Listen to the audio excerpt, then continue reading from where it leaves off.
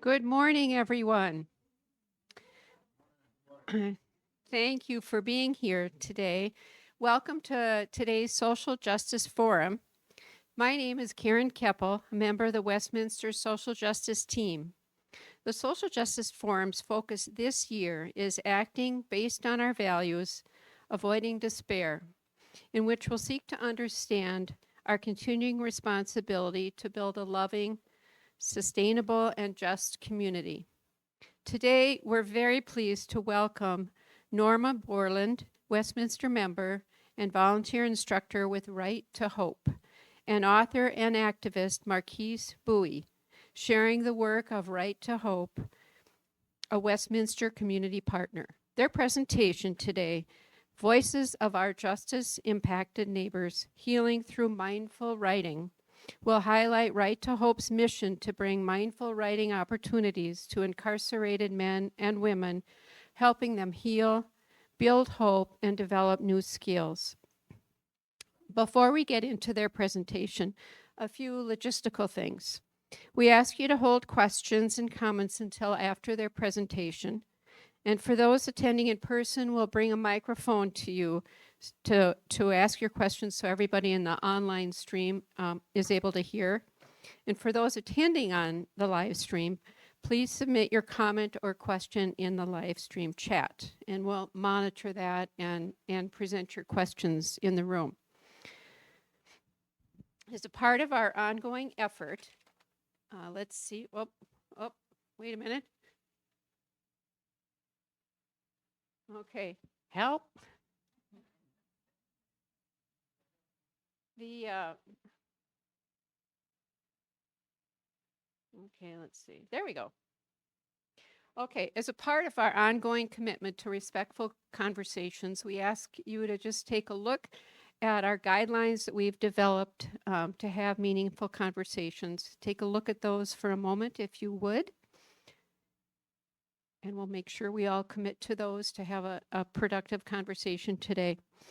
And before we begin, let us join together in a brief prayer. Holy One, God of justice, breathe into us today a spirit of curiosity and humility. Help us engage with mindfulness, following the lead of voices from our community. Guide our speech and our self-awareness so we may honor the divine in all people. Amen. So please welcome Marquise and Norma.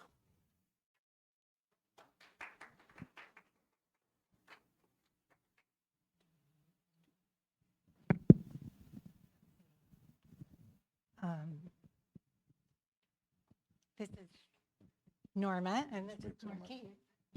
You don't need to come up yet because I'm going to start this. Yeah. Speak into the mic. Like this? Okay. We get organized here. As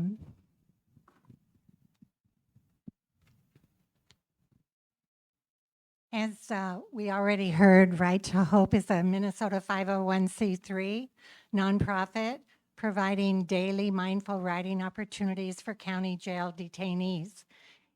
We have, on any given day, around 5,900 detainees in our county jails and 76 jails within our 87 counties in Minnesota.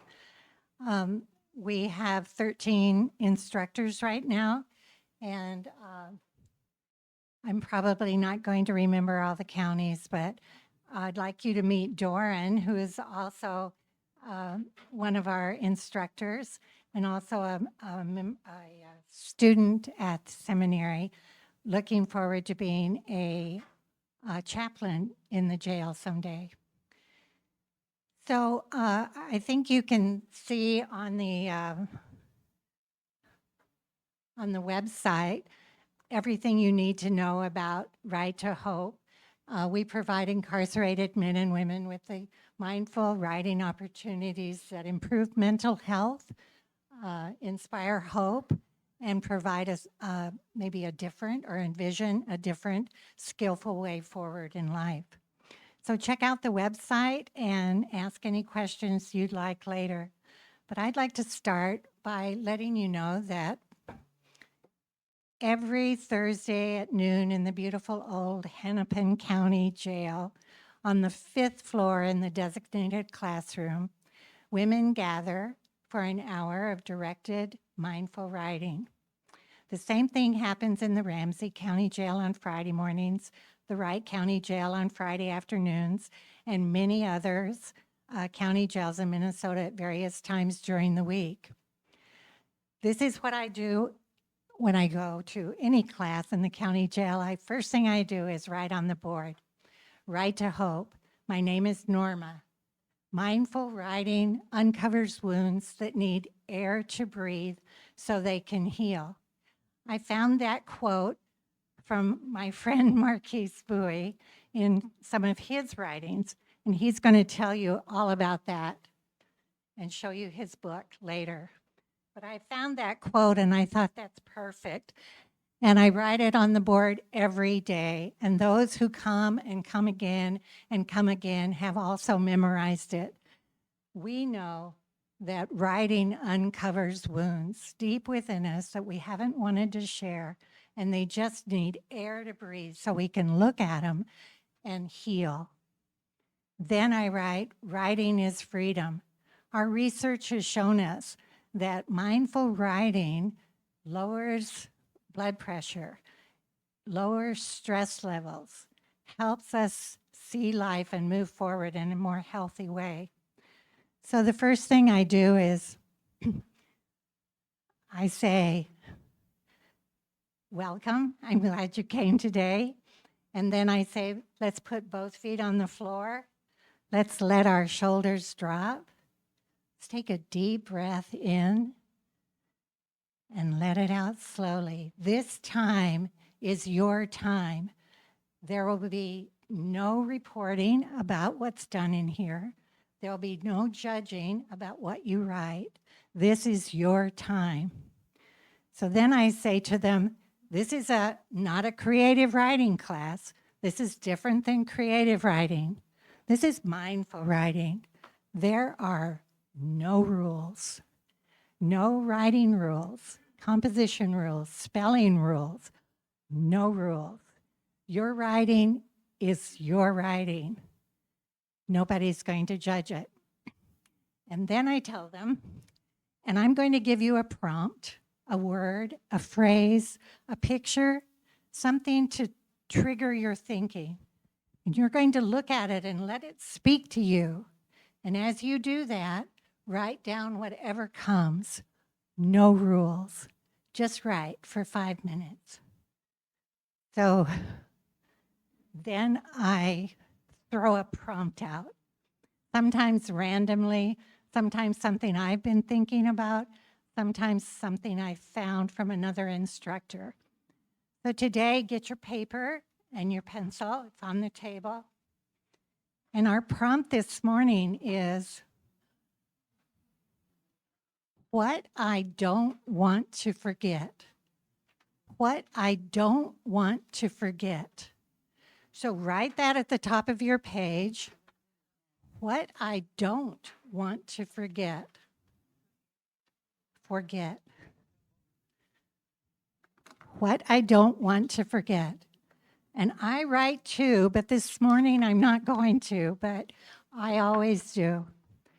And I say, I'll keep time. Write it at the top of your page. Let's go. Write.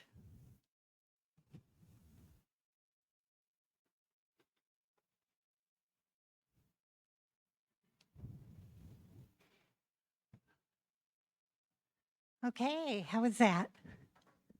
Good. Who would like to read first? Okay, we have ladies first. Okay. Okay.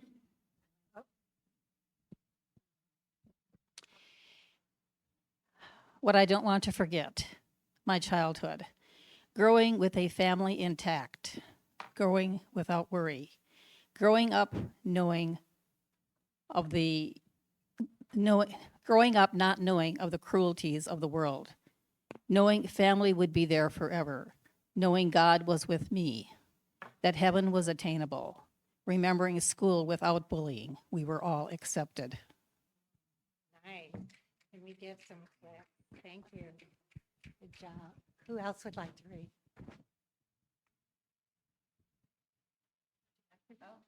Did you move? I'll read. I don't want to forget the feeling of the sun on my face and the scent of lilacs. I don't want to forget the ancestors who prayed for me to have a life they could not have. I don't want to forget the first time I read a story by myself and discovered the power of words. The songs that moved me to seek ways to a more just society, how I was inspired, how I've loved poetry ever since. I don't want to forget the world is full of miracles, troubled as we are.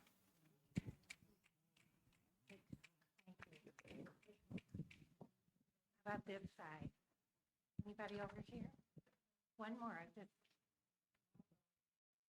Who said that? Okay.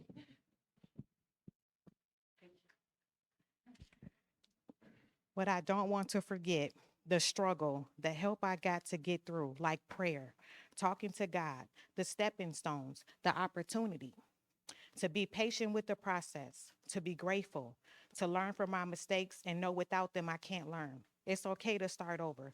Knowledge is power. Thank you. Okay. Runs in the family, right? Okay, that's how it works. And we become compassionate witnesses into the lives of jailed individuals. And as we listen, we gain understanding of the background, the humanity, and hope inherent in each story that we hear.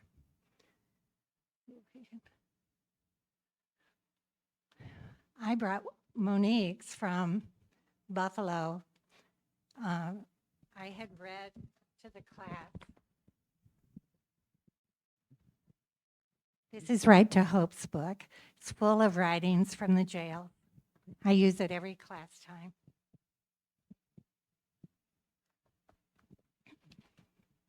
And I had read this for the women in Buffalo one day and said, how do I know I'll be okay when I get out?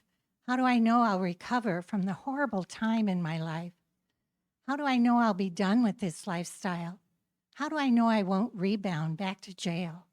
How do I escape the world of hurt I've built for myself? What gives me hope? Monique wrote, hope. Hope is what keeps you holding on when all you want to do is let go. It's what keeps you quiet when all you want to do is scream. It's what gives you peace when all you feel is chaos. It's what keeps you up on your feet when life brings you down to your knees. It's what keeps you trying again when you thought you gave up. Hope is a beautiful thing, unseen by the naked eye, but woven into every breath of every day. She gave that to me at the end of the class and said, thank you for your kind and caring words. I'm grateful to have met you and will never forget the impact you've made on my life.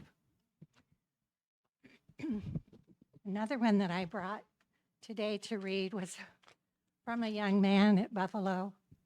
And we were dreaming a little bit. And I said the prompt, what if? So DeMario is his name. He said, what if I was a millionaire?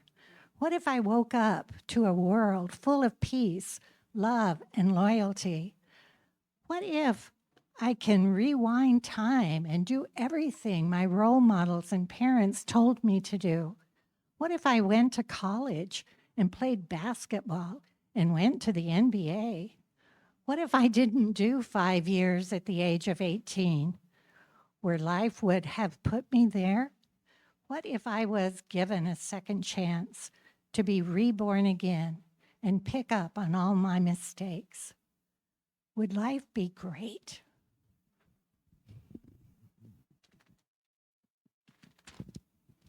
It's a simple program.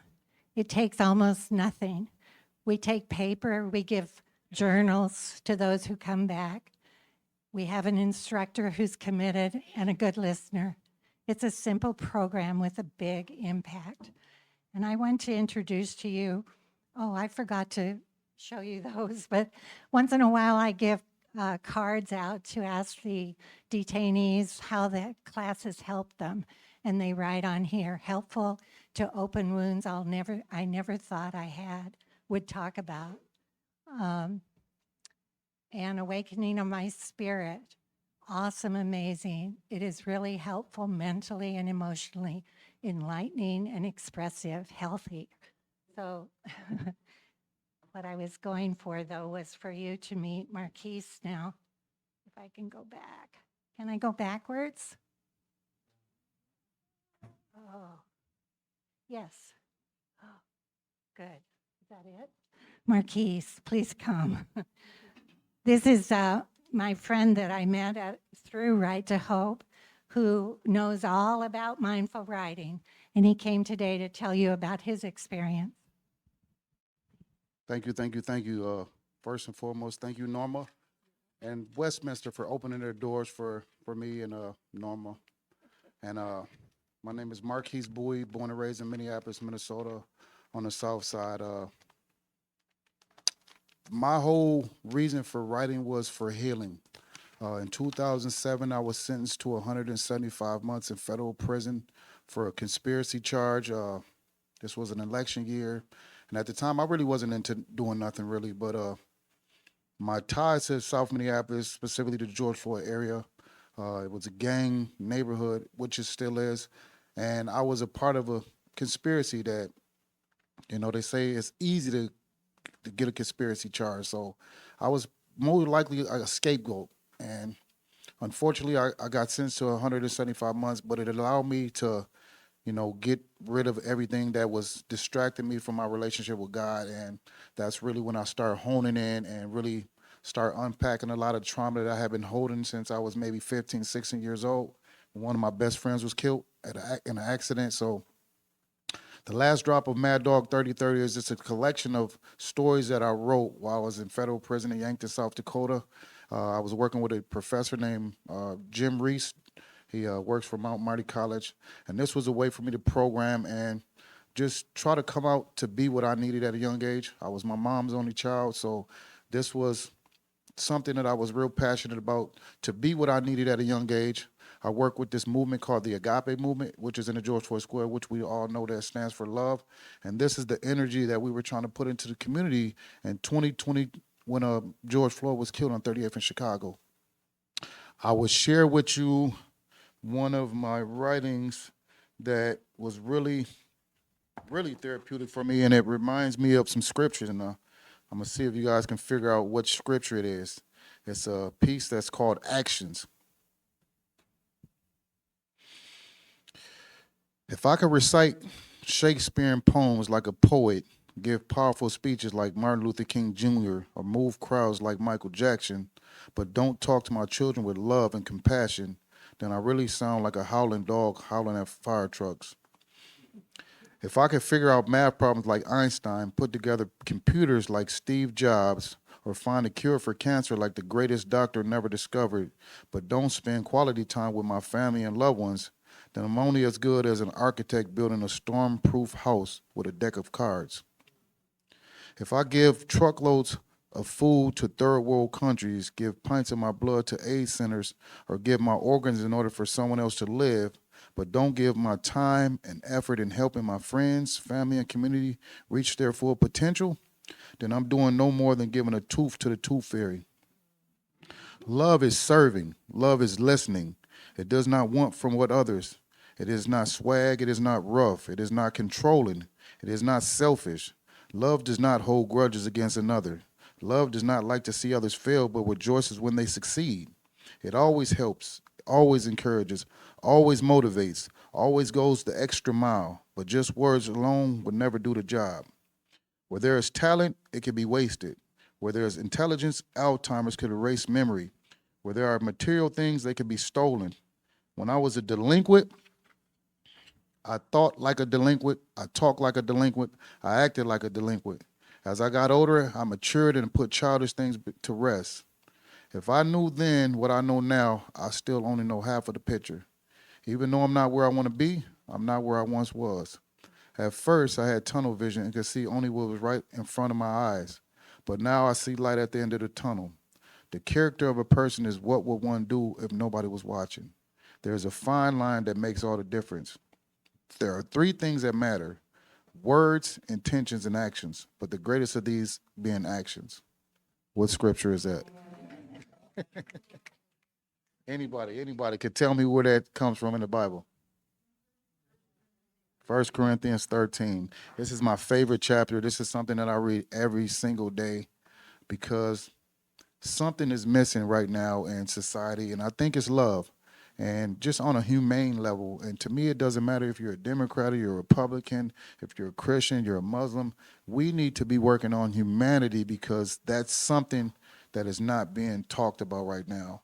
And a lot of people are hurting for a lot of different reasons, but we're so busy focused on what divides us versus what unites us. So I do a lot of conversations in the George Floyd Square because a lot of people think the system is broken. By a show of hands, who believes the system is broken? Respectively, the system is working exactly how it was designed. And if we think it's broken, we'll attempt to fix it. That's why, in my opinion, so many people are frustrated. This is something that Black and brown and indigenous people have been experiencing for hundreds of years.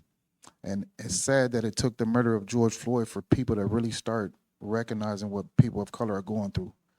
So the thing is, how do we go forward and bring about unity from everybody? Because right now we're still divided in aspects. And going forward, I mean, we all got children and grandchildren. How do we pass down something for them so they can change a lot of the stuff that's going on? And I'll share another story with you.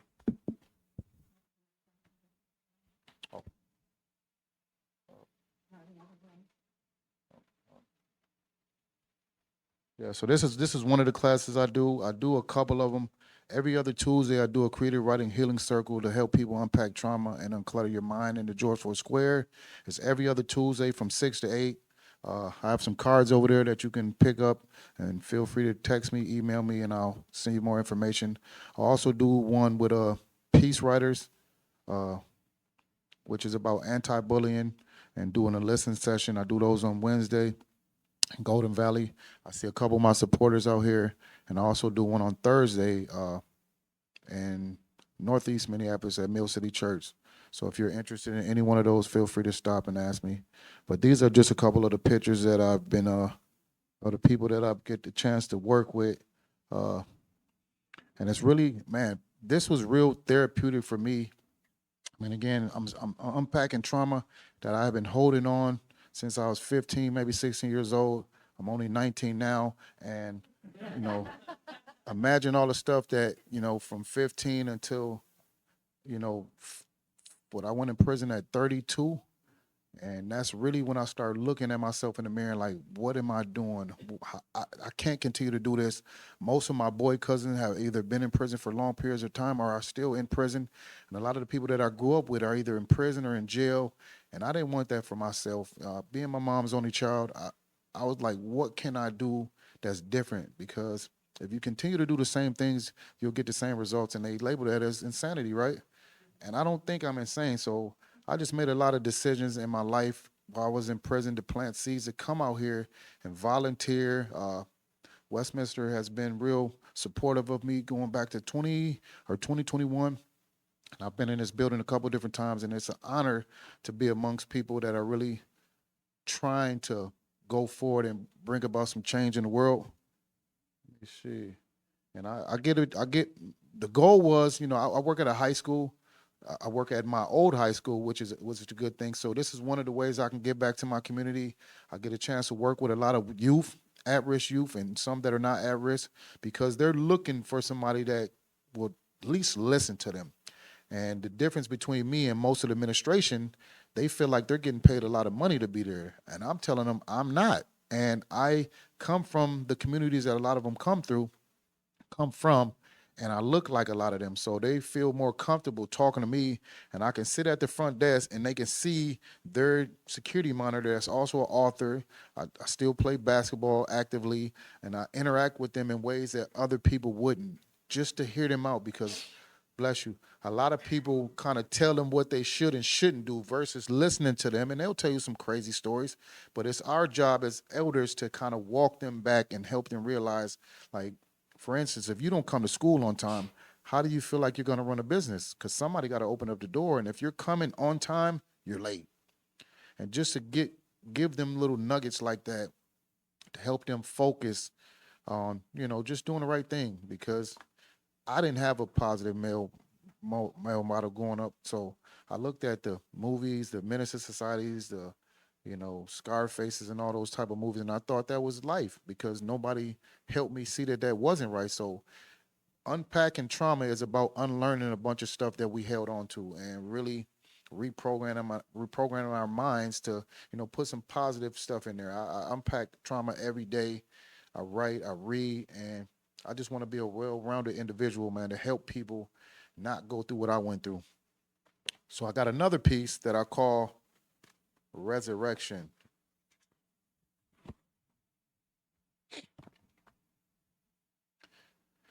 A lot of people believe that when we die, we will come back as something different. It explains why that bird doodled on my head. It could have been that one girl in high school that I never called back to after I talked her out of her good and plenties. I often wondered about those angry pit bulls, the ones that would run to the fence barking while trying to scare everybody to death. Could it have been that guy who got bullied back in the day about his soft voice, puny arms, and skinny legs? It could be. What about the butterfly? Could it be that girl who had low self-esteem and was teased during gym class about her braces and glasses? Or the girl who thought she was God's gift to man, who went from prom queen to dope fiend? Is she that ugly moth? Think about the old mean neighbor who always told you to stay out of his yard when all you were doing was getting your basketball or football that bounced over the fence. Imagine him being that toad that you dismantled in biology class. You tortured it from head to toe to bring a slow, grueling death. Thinking to yourself, revenge is sweet, huh? When I think of the afterlife of being reincarnated, I cringe. We'd all like to think the most beastly of creatures of ourselves, a lion, tiger, or maybe even a hawk, if possible, but poetic justice is cruel, and I vision myself as a roach, a gnat, or even a beetle, a short, black, skinny, bald-headed insect that's always where it shouldn't be, and just up to no good. Roaches and beetles never seem to die when you step on them. They just multiply. And they scatter when exposed, the same way I did in my former life when the police lights came on. Could all this be a dream? I think not. It could be a shadow of things to come to a degree. I realized that I did die to self when I gave up childish things. When I was a child, I talked as a child. I thought as a child. I reasoned as a child. When I became a man, I put childish ways behind me. This brings me back to the butterfly that I hope my life will represent when it's all said and done. A butterfly needs to struggle in the cocoon in order to grow by strengthening its wings for future flights. All lives are viewed in potential. Growth has to develop in order for us to maximize the best of ourselves. As we face challenges in day-to-day experiences, it'd be wise not to resist them all because they can be used as fuel and motivation. Criticism is bad to most of us, but it can also help us grow like fertilizer. Some things are even better off dead. A seed has to be buried in order for a plant, fruit, or flower to come alive. This is one of the great mysteries in life that everyone has to face. So don't say, I say, don't ask no questions, just believe. The resurrection. Thank you. Thanks, Marquise. We are very grateful to be here this morning and share this little bit of community with you so that you can know what's going on right around us. In every jail in every county, there's human beings suffering, waiting. And what happened to Marquise was the beginning for him when he was incarcerated. Look what came out of it. And you can read more from Marquise's book. He's over and we'll talk with you afterwards. But I just want to end with saying thank you so much for the support here. in this church. I appreciate it. And feel free to ask questions about what can you do. We really need community support. We need people to know what's going on at the jail. We need people to know how powerful a simple tool of mindful writing can be to change and transform someone. We need people to serve on our board of directors. Maybe you have a particular gift that you're not using that you'd like to put to good use. We also would love to have people having gatherings in their own homes to tell about the work of Marquise and Right to Hope. Other ways to help, whatever is creative for you, we'd love to partner with you and keep in touch. I think that's all I have. Yeah, are there any questions? Thank you so much, Norma and Marquise, for sharing a bit of yourselves this morning.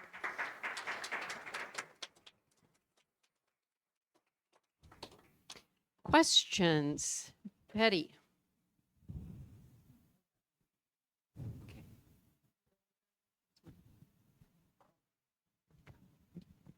So where can you buy the books? You can buy Marquise's book right over there this morning, right? Marquise? You came prepared.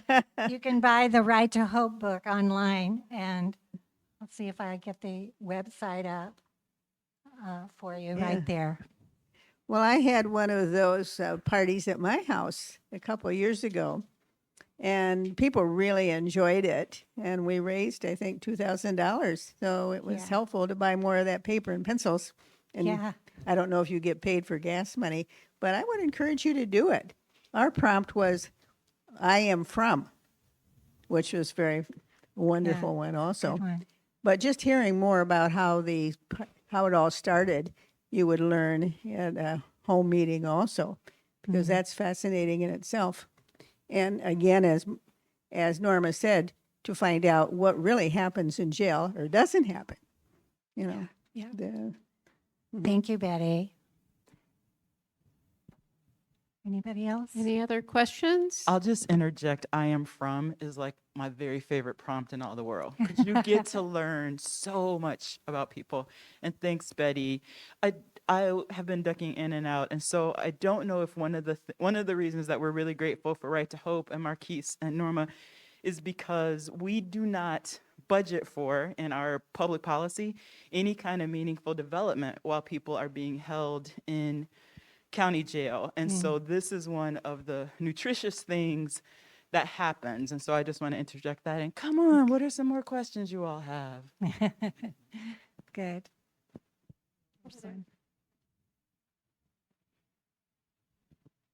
Hi, I have two questions. Thank you so much for this presentation and this amazing work.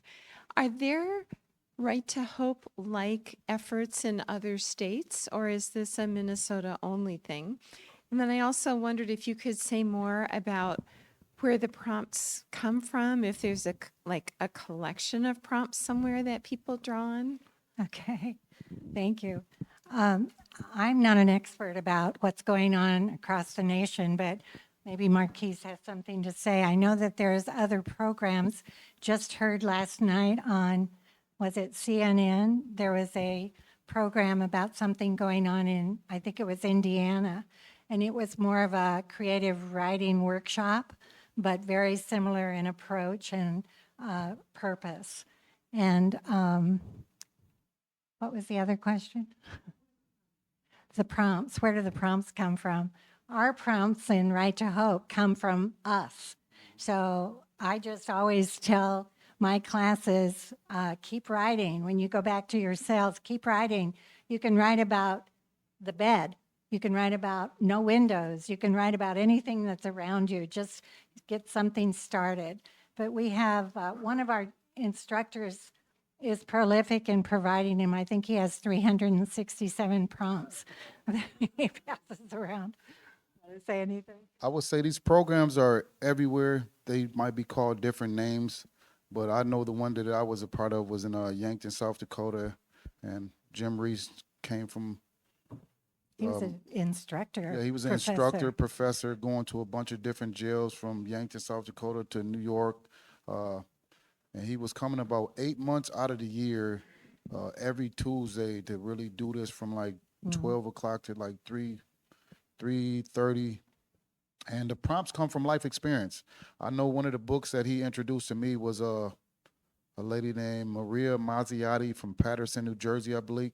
And her book is titled "Get the Crow Off Your Shoulder," just writing to live. And I think that's it. And in the back of it, it has a bunch of different prompts. But you can think of a prompt Yeah. any moment. I mean, their life experience, and I allow the people that I work with to come up with prompts on their own as well that we can share about, because I don't want to be the only one talking in the class. Right. I want us to right. feel like all of our voices are equally important, so we're all coming up with prompts. And sometimes I'll have a writer in residence, where if it's an up and coming writer that I connect with, they will kind of lead the class. And I work with some people that do some spoken word, and it's just about building. I mean, me being the only child, it's about building community and being, again, what I needed at a young age. So Lots of times a book, like a book of poetry, or I take Marquise's book, I take our book with me and read something and it sparks a prompt. I took Maya Angelou's poems. They're good ones. What Frightens You is a good one that comes out of one of her poems, but I agree with that. Anything else? Judy?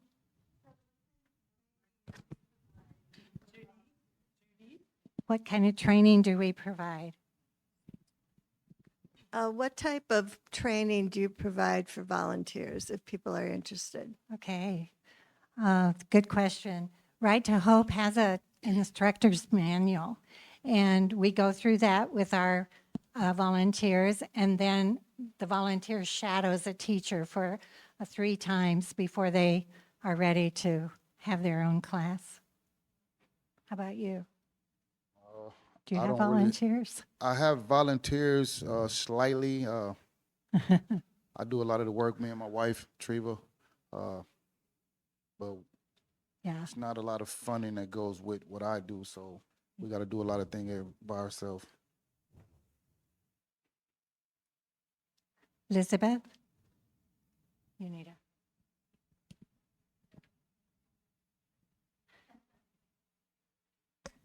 At the beginning, you gave some statistics on the number of people presently in Minnesota jails, Right. and that number was 59,000 on 5,900 on any given day in the county jail. okay. And is there a definition between a jail and a prison? Oh, good question. You can help me too. The jails are temporary. The people in the jails are waiting for, people in the jails are waiting for their hearings, for their sentencing. So they're shorter term. But our system is blocked a little bit so that most people stay anywhere from 2 to 3 weeks to a year or more sometimes. And the prison system, I mean, the county jail is kind of like a holding space until you're convicted or found not guilty. And a lot of people would rather be in prison than be in the county jail. Unfortunately, it's not a lot of stuff to do in the county jail. They don't have a lot of programs. So this writing group is probably a highlight for a lot of people's days. And I personally spent 18 months in Sherburne County because it was a 12-person indictment. So, and then most of the paperwork was redacted, so you don't even know really what's going on. And then you're up against the federal government, which is a no-win situation. So you're basically in limbo, not really knowing what's going on. I agree with that. As far as the county jails, not much program, usually a Bible study and maybe a recovery program, and then our writing class. And many, many times somebody says, I can't wait for Friday. This is my favorite day for the class. So it means a lot to them just to have something to look forward to and do. And to get out of the units. Sometimes this is the only time that you can actually get outside of the unit and walk around and maybe go through the halls to some degree. What does a typical class look like? Like, how long is it? I mean, like, I know you had us write for 5 minutes. Do the people in the class only write for 5 minutes? Do they write for longer? And then I know you had us share. Do they share? Does everybody share? And then is there conversation that comes out of that, or is it just writing and sharing? It's exactly what you said. What I did with you is kind of what I do with the class. And we write, all of us write. I write too. We share. It's 5 minutes. It's 1 hour class time. It depends on how many people are there. When there's 15 to 20 people, it takes a long time to share. And we really listen. And we don't give judgment feedback, but we give encouragement feedback. Yes. And what else?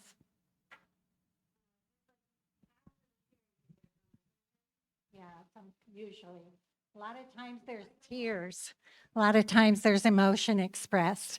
And last week, a big guy was sitting next to me, and another a guy close to me. I was between the two of them.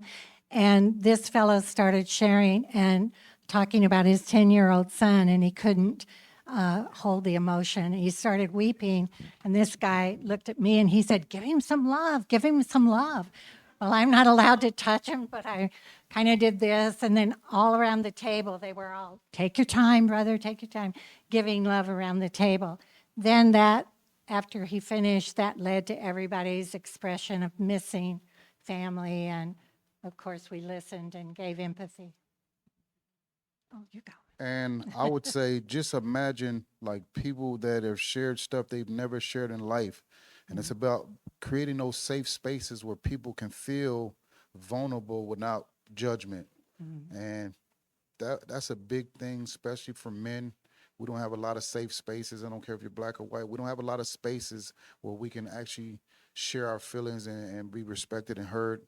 You know, women got the beauty salons, they got the nail salons and things of that nature, but men don't really have a lot of healthy, safe spaces. We got some toxic places where you can talk about whatever, but when it comes to talk about something important, you know, people are real hesitant to talk about like real life issues because we don't want to look weak or vulnerable. And by the grace of God, I've been able to create some of these spaces and just be what I needed, because I was one of the people that, you know, was a fake tough guy. So if I can break myself down and, you know, be vulnerable and encourage other people to share their stories, because at the end of the day, somebody's going to tell your story and it might as well be you. Good. Questions, comments, concerns?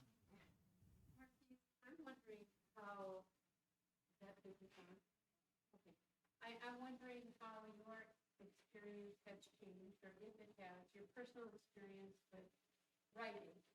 You've been doing it, sounds like, for a long time, every day. And how has it changed from the time you first started it now, if it has? I mean, a lot of it's changes because I look at the world different now, and I'm in a healing space, and I'm continually learning. I read a lot, and I'm just around a bunch of different people that are coming from all different walks of life. So I get to learn from other people that I probably would have never have learned from, and I get to, you know, I mean, just being in the George Floyd Square, that's like an international hub. So I'm talking to people from all over the globe, and we share a lot of common things. I mean, love and laughter and music is one of those things. So as I'm doing my prompts, I always put on like some jazz, some instrumentals where people can like kind of vibe out. I mean, music is powerful. So that's one of the things that I use. And I also feed people at the end of the group. You network around 7:30. We get to networking and we get to break bread together, because that's one of those things that brings people together. And it shouldn't be tragedy and death that always brings us together. It should be life. We should give people their flowers while they're still alive. That's one of the things in the jail setting.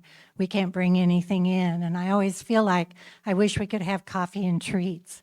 And so I often tell the women that imagine you've got a nice cup of coffee and a brownie sitting there or something. And on Halloween Friday, the Buffalo jail let me bring in store-bought, individually wrapped trick-or-treat treats. And it was like Christmas. We were really happy. So if you would like, so I have cards over here at the table. I got some books for sale. I got some notebooks that I'm giving away because I want people to start writing their stories and sharing their stories. Unpack your trauma. You don't have to share it with nobody, but you should, because it might encourage and inspire somebody else that might be in a way worse situation to actually come out of the rut that they might be in. Love is a powerful thing.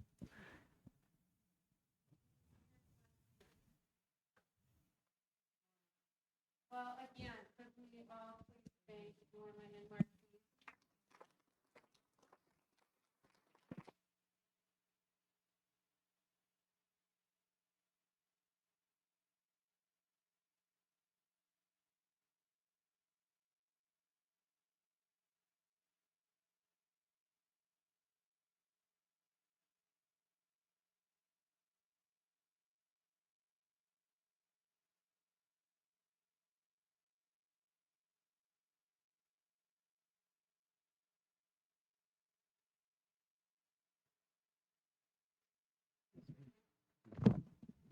Okay. I'm not a technology guru, in case you hadn't noticed. So next week, we will welcome members of our Westminster's Anti-Racism Implementation Oversight Team, presenting the anti-racism policy adopted by the session just last month. And we look forward to seeing you then. Thanks, everybody.